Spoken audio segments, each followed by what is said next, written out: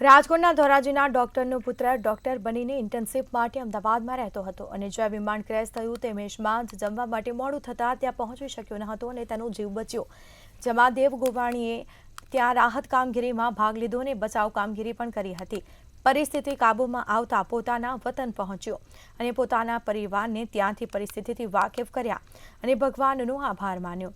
દેવ ગોવાણી અને પરિવારે દુઃખી થયા અને મૃતકોને શ્રદ્ધાંજલિ અર્પણ કરી।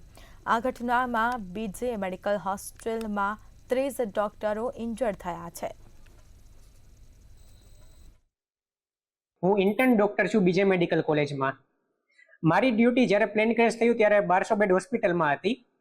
જનરલી મારી ડ્યુટી 1 વાગે પૂરી થઈ જતી હતી ઓપીડીની, પણ પેશન્ટ વધારે હોવાથી હું 2 વાગ્યા પહેલા છે હોસ્પિટલની બહાર નીકળી ન શક્યો અને પ્લેન ક્રેશ છે 1:38 મિનિટે થયું।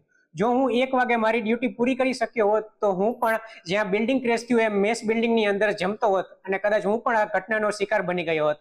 પણ કુદરતના કૃપાથી અને ભગવાનની કૃપાથી હું પેશન્ટ વધારે હોવાથી બહાર નીકળી ન શક્યો 2 વાગ્યા પહેલા। કે પપ્પા હોસ્ટેલ અને મેસ વચ્ચેની એક્ઝેક્ટ મેસ ઉપર જ પ્લેન ક્રેશ થયું છે ને હવે હું ત્યાં જાઉં છું।